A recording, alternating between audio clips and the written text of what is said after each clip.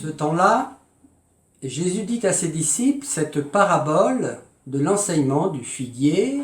Jésus nous propose donc une belle aventure. Oui, une belle aventure, puisque c'est le retour du Seigneur dans la gloire, la venue du royaume de Dieu. Ce royaume qui est déjà commencé, c'est une belle histoire, même si elle est précédée de situations de crise et de souffrance. Pour moi, le royaume est déjà là quand il y a de l'attention les uns pour les autres, de la solidarité, du respect, de l'amour. Ça me renvoie à ce que je vis quand je suis dans mon jardin, dans notre jardin. J'y passe beaucoup de temps, tout en jardinant. Je prie, je réfléchis à beaucoup de choses. Cela m'oblige à me mettre au rythme de la nature. Quel émerveillement de voir des plantations reprendre vie, grandir et porter du fruit. Depuis le confinement, c'est aussi un lieu d'accueil, de rencontre. En effet, il n'y a pas de clôture et je vois passer sur la route des marcheurs, connus ou inconnus, qui profitent de leur heure quotidienne de détente autorisée. Au fil des passages, nous nous sommes apprivoisés. Au début, nous parlions du temps qu'il fait, puis du vécu du confinement, et maintenant du manque de présence de la famille, des enfants, des petits-enfants, des problèmes de santé, de la précarité du travail, de la peur de l'avenir. C'est un peu comme si ces personnes déposaient dans notre jardin et dans mon cœur le poids de leur vie. Peut-être que certaines repartent plus légers, plus légères. J'assure certains de notre prière pour les accompagner dans leur souffrance. Ils y sont très sensibles et reconnaissants. Tu oublies ta visiteuse fidèle.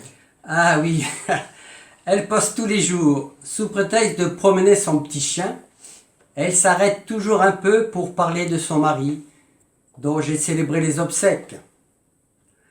Elle semble repartir avec un peu plus d'espérance dans son cœur et la joie de la rencontre dans le mien. Parfois tu crées des bouchons dans la rue. Effectivement, des amis qui passent en voiture s'arrêtent pour m'interroger sur mes tomates noires ou violettes, car j'essaie de m'inspirer des principes de la permaculture dans une démarche agroécologique. Et puis ça ouvre parfois sur des partages plus personnels, sur le vécu. Mais ces mini-bouchons se passent dans la bonne humeur. Il y a quelques années, j'avais des mauvaises herbes dans mon jardin. Maintenant, je n'en ai plus, bien que ces herbes soient toujours présentes. En effet, je les considère comme des plantes indésirables, parce que je ne sais pas quoi en faire. C'est mon regard qui les voyait mauvaises. Pour l'instant, elles font le régal de nos 4 poules, et elles servent aussi de couvre-sol anti-érosion sur les carrés non cultivés. Même réflexion pour les rencontres. Certaines me semblent très enrichissantes et d'autres moins.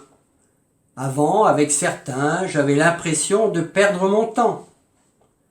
Maintenant, je pense que toute rencontre n'est pas le fait du hasard.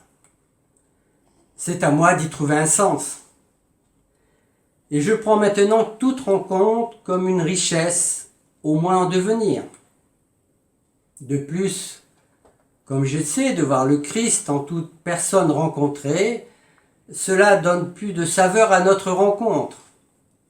Le royaume est vraiment en chemin, c'est vraiment l'espérance en route.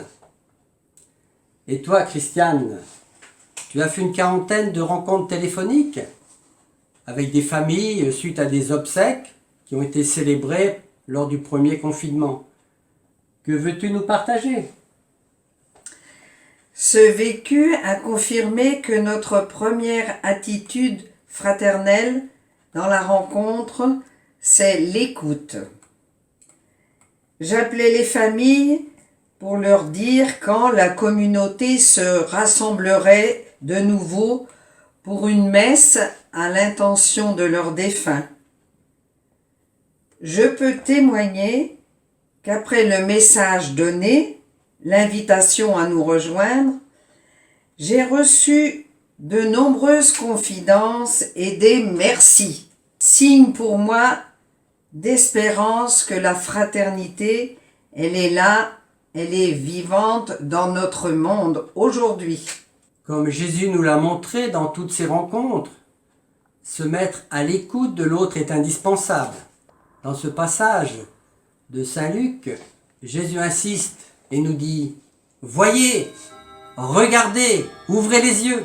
Chers amis, ensemble, demandons au Seigneur d'ajuster notre regard au sien pour voir les frémissements du royaume dans les personnes rencontrées, comme les bourgeons qui pointent sur les branches du figuier ou des autres arbres. Allons dans la paix du Christ. Nous rendons grâce à Dieu.